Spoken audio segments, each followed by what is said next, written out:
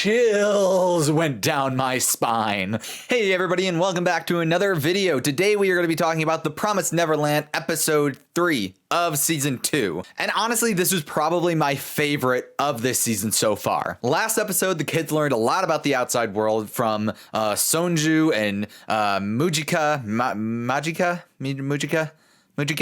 and they kind of got real buddy with them. They taught them how to, like, what plants to go after and how to do certain things. And Emma got kind of a big wake-up call about having to hunt and potentially kill other, maybe not other humans, but like maybe the monsters. So we got some good world building stuff from that. But as far as like immediate issues or circumstances for the kids, this episode was much better in my opinion. Something that I'm noticing about this season is that it's probably going to be a bit more slower paced in some capacity.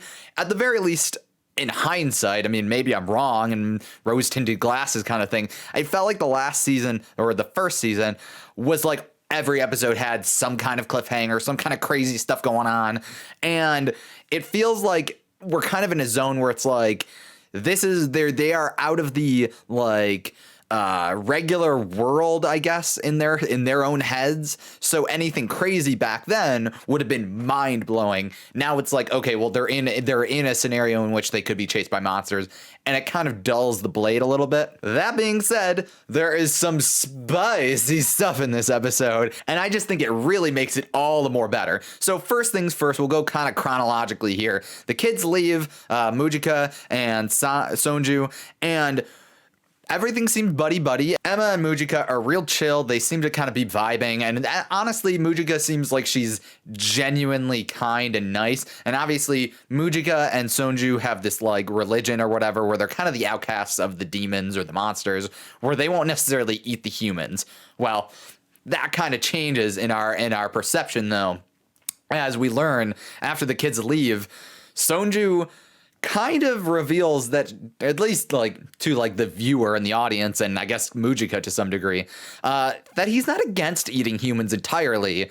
It's more just he doesn't want to eat farm bred humans. He is a hunter. He wants to eat. If he's going to eat, he's going to go hunting in the woods. He's going to go hunting in the wilds.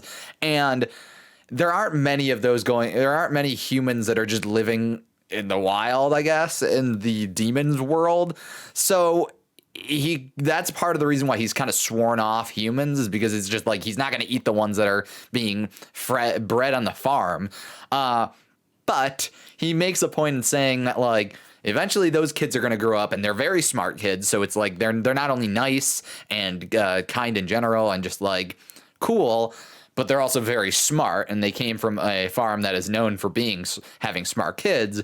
And so he's going to wait. He's going to play the long game. He's going to let them grow up. He's going to let them have their own families and do whatever. And eventually, he's probably going to go hunt. He's going to go hunting for humans that he knows have real smart brains. So clearly they are not exactly, I mean, Mujika is kind of a weird spot because I still think she might be a little bit more nicer and more on that zone where she doesn't want to eat humans at all. But at the very least, Sonju is kind of not as cool as we thought he was, which is a shame because I really like those two. I like those two when they're with the kids anyway. But I think it is also a interesting little like kink in the situation where it's like the next time they come up against him, the next time they meet him, and maybe he eats a human.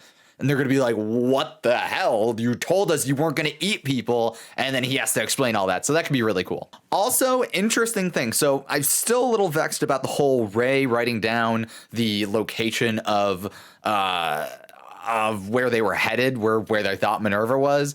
And I don't know whether I'm just like playing into it and it's a misleading thing, or whether Ray is actually like kind of still conspiring against the kids or whatever. But it seemed to kind of be not a problem, because in order to fulfill his aspirations to eat smart kids of the kids or whatever, Sonju goes and hunts the hunting monsters, or the demons that were hunting the kids. He reverse hunts them, and kills all those guys. And then the last time we see, I'm pretty sure, is the head of the like sword wielding demon. So more or less he has saved them, at least temporarily. Now, the kids finally make it to their location, to the coordinate in which they were told to find Minerva. It's in the middle of nowhere. They don't see anything, but it turns out that Ray had been playing around with the pen, and that there was one point, one code that he couldn't quite do because he needed to be in a specific location. And when they wrote in the word history into this code, a door opened up on the ground. And it turns out that Minerva, William Minerva, has been, I mean, I assume he's done this more than once, obviously, given what I'm about to talk about in a minute. But it turns out that he has this like safe house underground in the middle of this like desert or like valley area.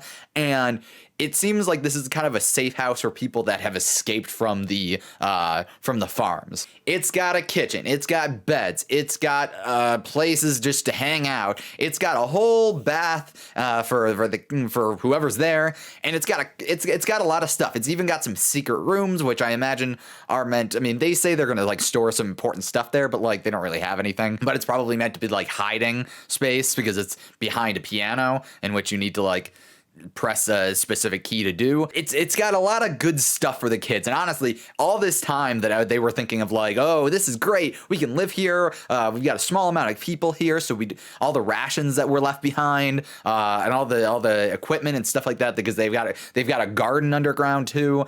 So all this stuff that they have can last them for a while because it's a small number of people and their kids. And during this entire like kind of scene of just like the kids, they're making dinner and they're just kind of relaxing and they're happy for once, because this is like, yo, they just went through a ton of crap. And I had this sinking feeling that there was gonna be something bad gonna happen right at the end of the episode, and I was kind of right. At the very least, it's not necessarily anything bad, not immediately.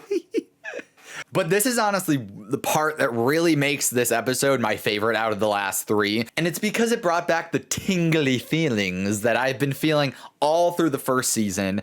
And honestly, I think this is the kind of stuff that like it's the mystery and the like creepy emotions that you feel that made the first season so good. And so what it is you have these two scenarios juxtaposed next to each other, where Emma and Ray are called over to a kind of like a door, and it's got a hole and it's like clear, oh, the pen goes in there. But meanwhile, while the other kids are in like another hallway, you see this one kid standing in front of a dark doorway. She's got this like freaked out face on her, and the other kids are like, hey, what's going on? And as Emma and Ray are kind of getting through this new secret area, this new secret door, and these other kids are coming up to this room, it's like, I think it was a bedroom or something like that. It reveals Emma and Ray have found a payphone on a wall, and it's just like, that's it, maybe like a chair or something like that. And the kids, which is probably the creepier part, it's this room with a bunch of like just like drawings or like a bunch of words written all over this wall, and a big word, help. And it's just chills went down my spine.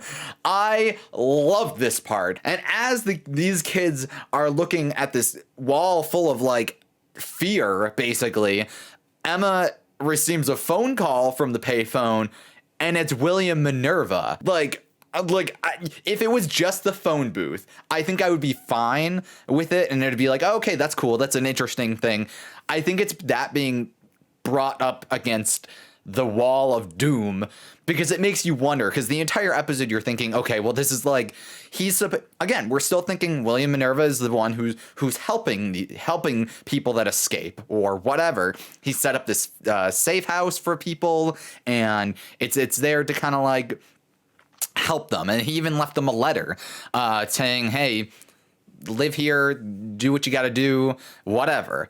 And it makes you wonder, like, maybe he is not as good. Maybe the idea of him is too good to be true. And obviously there's something way more crazy going on, especially since we know that, like, the world is not exactly at peace outside of the farms. It's not like there's like, I mean, even even though there's like one half of the planet that's like, oh, it's demons and then maybe some leftover people, and then the other half is like a human society. I get the feeling that there's like some real like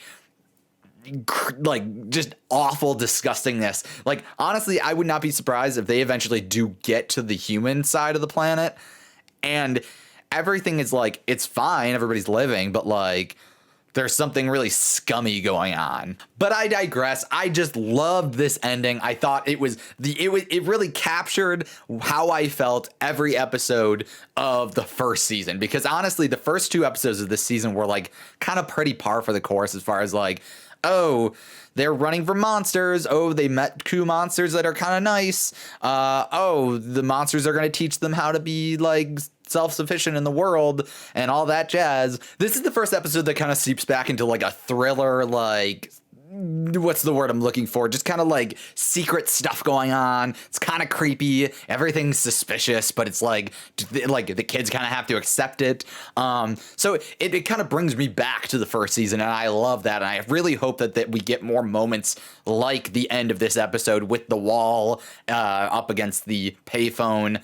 I really hope we get some more stuff like that going through this next season. And honestly, it's even weirder because it's like, if you really think about it, like, so Emma answers the phone and it's William Minerva, and they're like, the kids that are in that room are like, yeah, we doing this. This is great. We're talking to William Minerva. It's gonna be awesome.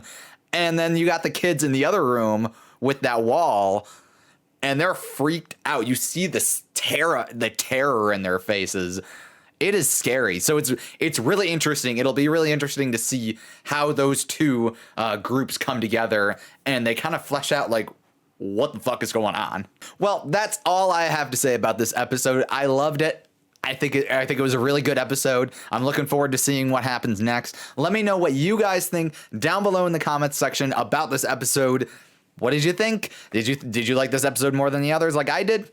Let me know down below. Leave a like if you enjoyed anything I had to say. And if you want to see more from me, remember to subscribe and ring the bell, because then you will get notifications whenever I upload. I will see you guys in another video. So long.